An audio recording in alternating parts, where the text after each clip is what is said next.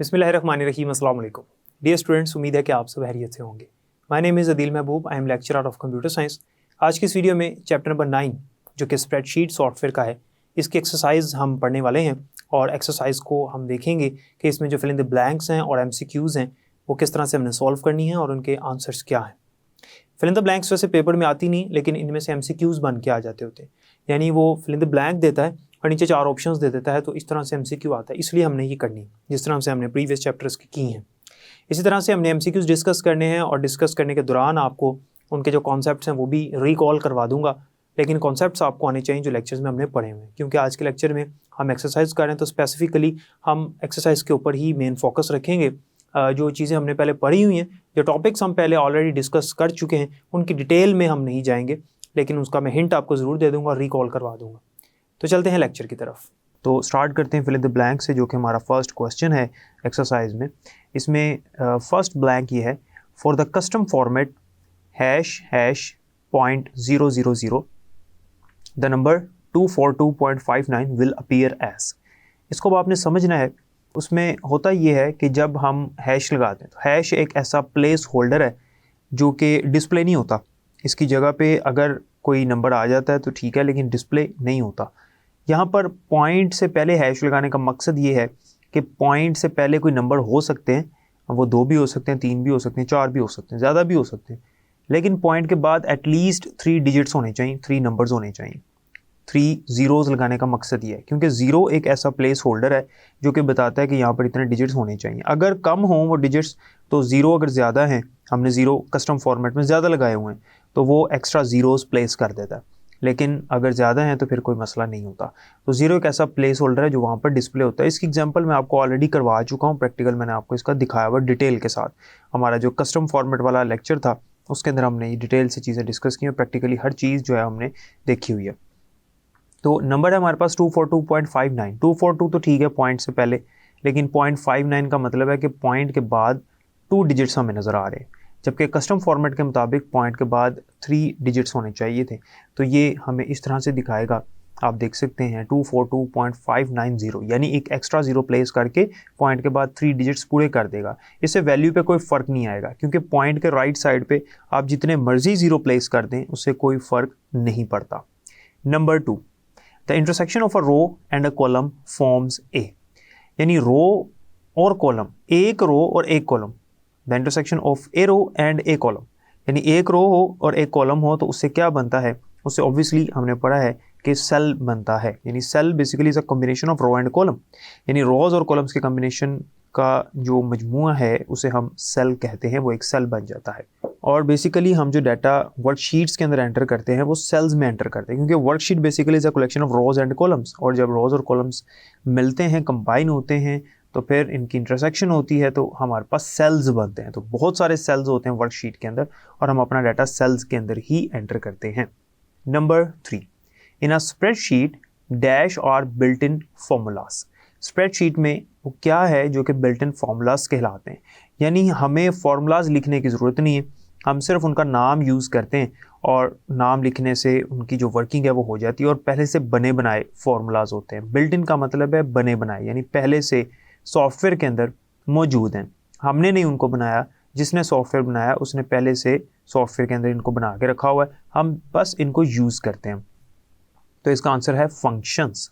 और ये फंक्शंस की डेफिनेशन में भी हमने पढ़ा था स्टूडेंट्स कि स्प्रेडशीट के अंदर जो फंक्शंस होते हैं ये बिल्ट इन फार्मूलाज होते हैं, क्योंकि ये पहले से बने बनाए होते हैं, हम बस इनको यूज़ करते हैं। लाइक हमने सम का फंक्शन पढ़ा था, हमने मैक्स का फंक्शन पढ़ा था, मिन का फंक्शन पढ़ा था, टुडे का फंक्शन पढ़ा था। तो ये डिफरेंट फंक्शंस हमने डिस्कस किए थे और इन पर वर्किंग करके भी हमने देखी थी, और इसका प्रैक्टिकल भी देख लिया था कि किस तरह से हम इनको यूज़ करते हैं। तो ये फंक्शन की डेफिनेशन में भी ये लाइन मेंशन है कि functions are built in formulas. Number 4, dash are used to identify a value और अ सीरीज ऑफ वैल्यूज़। वो क्या है जो कि वैल्यू या सीरीज ऑफ वैल्यूज़ को आइडेंटिफाई करता है, उनको रिप्रेजेंट करता है, उनकी पहचान करता है। So the answer is labels. जब हम लेबल्स लगा देते हैं, यानी अगर हमने फॉर एग्जांपल कोई कॉलम बनाया और कॉलम की हेडिंग दे दी लाइक नेम, एक कॉलम हमने बनाया नेम, और नेम के नीचे स्टूडेंट के नेम्स हैं। तो वो जो ऊपर नेम है वो बेसिकली लेबल है जो कि वैल्यू या सेट ऑफ वैल्यूज यानी सीरीज ऑफ वैल्यूज को रिप्रेजेंट कर रहा है। जैसे अगर रोल नंबर है तो रोल नंबर एक लेबल है और नीचे जितने भी रोल नंबर्स होंगे वो वैल्यूज़ हैं, और उनको लेबलिंग हमने की हुई है कि भाई ये जो नीचे रोल नंबर्स मौजूद हैं ये असल में लेबल इनका क्या है, रोल नंबर, तो इनका नाम रोल नंबर है। यानी नीचे जो नंबर्स लिखे हुए हैं वो क्या है, रोल नंबर्स हैं, ये हमें लेबल बताएगा। Number 5, dash are names that you define to represent a cell और cell range on a worksheet. यानी वो क्या है, वो किस चीज़ का नाम है जो कि सेल को रिप्रेजेंट करते हैं या वर्कशीट की सेल रेंज को रिप्रेजेंट कर रहे होते हैं। सो the answer is named ranges.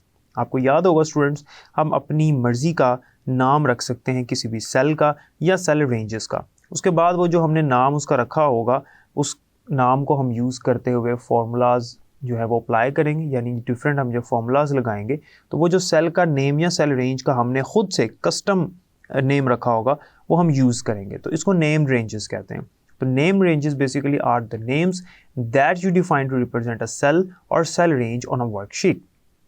Number 6 है calling a cells by just their addresses such as one is called dash.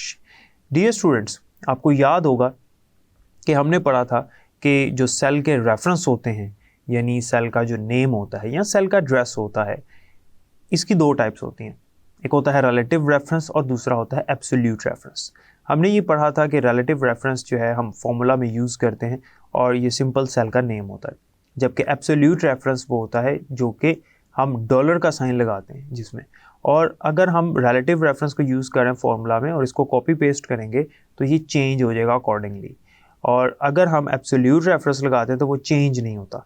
तो सिंपल जो सेल का नाम होता है जब हम उसको कॉल करते हैं यानी इसको यूज़ करते हैं सिंपल उसका एड्रेस लेकर, तो उसे हम क्या कहते हैं, रिलेटिव रेफरेंसिंग, यानी हम रिलेटिव रेफरेंस को यूज़ कर रहे हैं। और रिलेटिव रेफरेंस जब भी हम कॉपी पेस्ट करेंगे तो वो अकॉर्डिंगली चेंज हो जाएगा। यानी अगर हम उसको कॉलम से कॉपी करके कॉलम में ऐड कर रहे हैं नए कॉलम में तो वो कॉलम का नाम चेंज करेगा, और रो से कॉपी करके रो में पेस्ट कर रहे हैं या नई रो में ऐड कर रहे हैं तो वो उसकी रो को चेंज कर देगा, तो उसको रिस्पेक्टिवली चेंज कर देता है। Number 7, and dash is indicated by a bold rectangular border. Dear students, आपको याद होना चाहिए कि हमने ये पढ़ा था कि हमारे पास वर्कशीट्स के अंदर जितने भी सेल्स होते हैं उन सेल्स में दो तरह के सेल्स होते हैं। एक होता है हमारे पास active cell and number 2 is passive cell. वो सेल जो हमने सेलेक्ट किया होता है, वो सेल जो एक्टिव है, वो सेल जिसमें हम जब कीबोर्ड से बटन प्रेस करेंगे तो उस सेल में डाटा डिस्प्ले होगा, उस सेल में डाटा इंसर्ट होगा, वो सेल एक्टिव सेल कहलाता है। और उसके अलावा बाकी जो सेल्स होते हैं वो पैसिव सेल्स होते हैं, यानी जो सिलेक्टेड सेल होता है उसको हम एक्टिव सेल कहते हैं, जो सेल हमने सेलेक्ट किया हुआ है। और जब हम सेल को सिलेक्ट करते हैं यानी जो सेल एक्टिव होता है उसके बॉर्डर्स जो हैं वो बोल्ड हो जाते हैं, जिससे ये पता चलता है कि ये एक्टिव है। So the answer is active cell.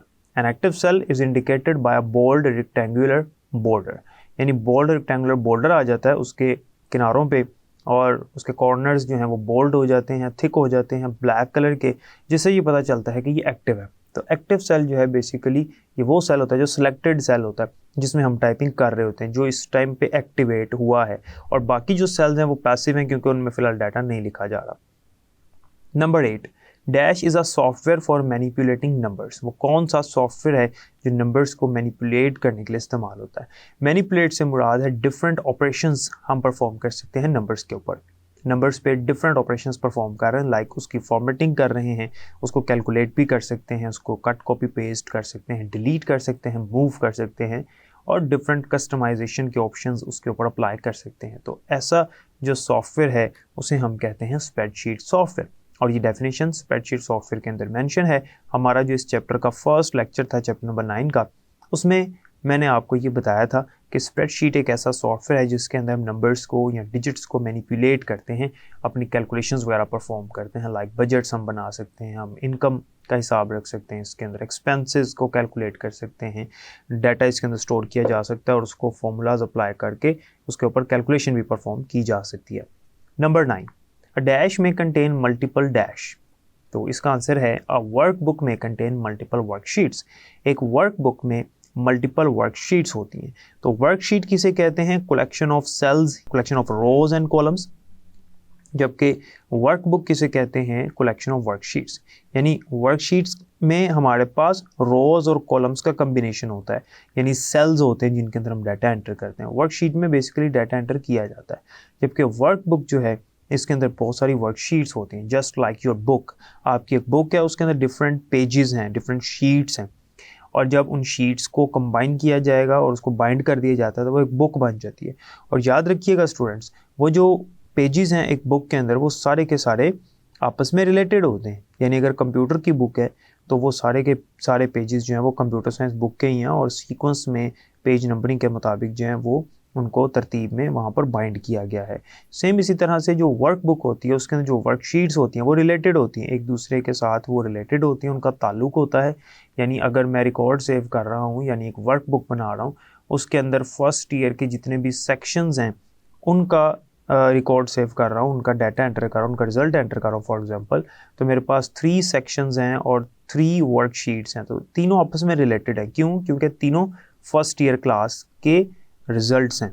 इसलिए हम कहते हैं कि वर्कबुक जो है उसके अंदर रिलेटेड वर्कशीट्स होती हैं और मल्टीपल वर्कशीट्स होती हैं। सो ये ब्लैंक इस तरह से है, अ वर्कबुक में contain multiple worksheets. Number 10, dash is a place holder that determines how many digits to display on either side of a decimal number.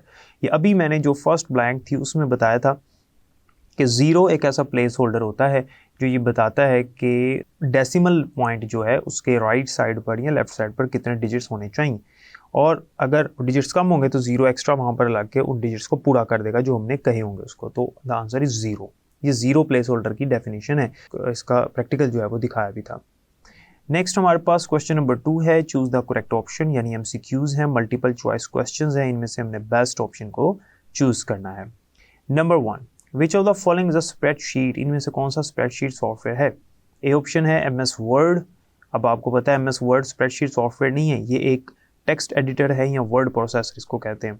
B option है MS पावर पॉइंट। तो power point जो है वो slides के लिए होता है, slides बनाने के लिए, प्रेजेंटेशंस बनाने के लिए, तो ये भी स्प्रेडशीट सॉफ्टवेयर नहीं है। सी ऑप्शन है MS एक्सेल। तो MS एक्सेल ही हमने इस चैप्टर में पढ़ा, जो कि एक बेहतरीन एग्जाम्पल है और सबसे ज़्यादा पॉपुलर टॉप लेवल का सॉफ्टवेयर है फॉर स्प्रेडशीट। और डी ऑप्शन में बोथ B एंड A लिखा हुआ है, तो ये रॉन्ग ऑप्शन है। तो C is the right answer, MS Excel. Number 2, the actual working area in Microsoft Excel is. Microsoft Excel में जो एक्चुअल वर्किंग एरिया होता है वो कौन सा होता है। तो एक्चुअल वर्किंग एरिया जो है माइक्रोसॉफ्ट एक्सेल में वो होता है वर्कशीट। तो वर्कशीट बेसिकली वो एरिया है जिसके अंदर हम डाटा एंटर कर रहे होते हैं, क्योंकि ये कलेक्शन ऑफ सेल्स होता है ना। तो इसका बी ऑप्शन करेक्ट है, क्योंकि ए ऑप्शन में उसने वर्कबुक लिखा, तो वर्कबुक तो बेसिकली कलेक्शन ऑफ वर्कशीट्स को कहते हैं। सो बी ऑप्शन में उसने वर्कशीट लिखा हुआ है, तो वर्कशीट आंसर है। और सी ऑप्शन में स्प्रेडशीट लिखा है, स्प्रेडशीट एक सॉफ्टवेयर होता है, तो यहाँ पर हमारे पास जो आंसर है वो है worksheet. Number 3, which of the following is an absolute address. Absolute address, अभी जब हम ब्लैंक्स कर रहे थे तो रिलेटिव रेफरेंस की बात हुई थी, तो वहाँ पर मैंने आपको बताया था कि एब्सोल्यूट एड्रेस और रिलेटिव एड्रेस जो है वो क्या होता है। हमने ये पढ़ा था कि एब्सोल्यूट रेफरेंस जो है इसमें डॉलर का साइन लगाते हैं। तो ए ऑप्शन है A1, ये तो रिलेटिव रेफरेंस है, ये तो आंसर नहीं, क्योंकि उसने पूछा हुआ एब्सोल्यूट एड्रेस या एब्सोल्यूट रेफरेंस आपने बताना है। एड्रेस या रेफरेंस या सेल नेम एक ही बात होती है ना, मैंने आपको ऑलरेडी बताया हुआ है। बी ऑप्शन है A1 डॉलर साइन, ये भी रॉन्ग है। और सी ऑप्शन है A dollar sign 1 dollar sign, ये भी रॉन्ग है। उसकी वजह ये है कि एब्सोल्यूट रेफरेंस में हमारे पास जो कॉलम का नेम होता है जो अल्फ़ाबेटिकली होता है, जैसे यहाँ A लिखा हुआ है, इस A से पहले और A के बाद डॉलर साइन आना चाहिए, तो ये भी रॉन्ग है। तो the correct option is D, none of the above. तो D option is the correct option, क्योंकि हम एब्सोल्यूट रेफरेंस में जो रो का नंबर होता है उसके लेफ्ट और राइट पे डॉलर साइन प्लेस नहीं करते, हम डॉलर साइन प्लेस करते हैं कॉलम के नाम के लेफ्ट और राइट साइड पे, यानी जो अल्फ़ाबेटिक नेम होता है, जैसे A है तो A के लेफ्ट पे और A के राइट साइड पे डॉलर साइन आना चाहिए था। Number 4, formula can only be applied on. जो हम फॉर्मूला अप्लाई करते हैं तो फॉर्मूला में हम वैल्यूज़ भी डायरेक्ट लिख सकते हैं, और फॉर्मूला में हम अमूमन यूजुअली हम ये करते हैं कि फॉर्मूला में हम सेल का नाम यूज़ करते हैं, सेल का रेफरेंस देते हैं, रिलेटिव रेफरेंस भी देते हैं और एब्सोल्यूट रेफरेंस भी देते हैं उसको। तो यहाँ पर वो कहते हैं कि लेकिन फॉर्मूला अप्लाई किसके ऊपर होता है, चाहे हम वैल्यू दें डायरेक्टली, चाहे हम सेल का रेफरेंस दें, तो फॉर्मूला हमेशा अप्लाई सेल्स की वैल्यूज़ के ऊपर होता है। सो ए ऑप्शन वैल्यूज़ है, बी ऑप्शन लेबल्स है, सी ऑप्शन है अनमर्ज्ड सेल्स और डी ऑप्शन है नन।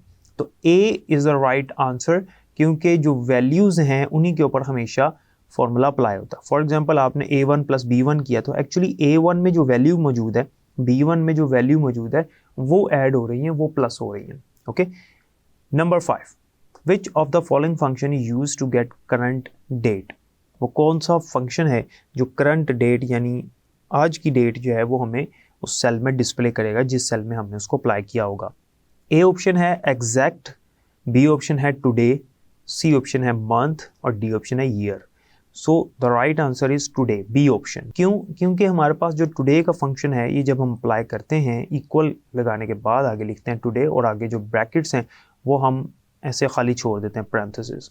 तो ये वो फंक्शन है जो कि करंट डेट हमें दिखाता है उस मुतलका सेल के अंदर जिस सेल में हमने इसको अप्लाई किया होगा। सो बी जो ऑप्शन है ये करेक्ट ऑप्शन है। तो स्टूडेंट्स यहाँ तक हमारी फिल इन द ब्लैंक्स और जो हमने MCQs पढ़े हैं वो कंप्लीट होते हैं, क्योंकि आपकी 10 फिल इन द ब्लैंक्स थी। डियर स्टूडेंट्स, तो हमने फिल इन द ब्लैंक्स और MCQs को सॉल्व कर लिया और मैंने आपको जो कॉन्सेप्ट्स थे वो रिकॉल भी करवा दिए और डिटेल से मैंने आपको साथ साथ समझा भी दिया, गाइड भी कर दिया। तो उम्मीद है कि आपको समझ आ गई होगी। बाकी इंशाल्लाह नेक्स्ट लेक्चर में पढ़ेंगे, तब तक के लिए मुझे इजाज़त दें। अपना ख्याल रखिएगा और मुझे भी दुआ में याद रखिएगा। अल्लाह हाफ़िज़।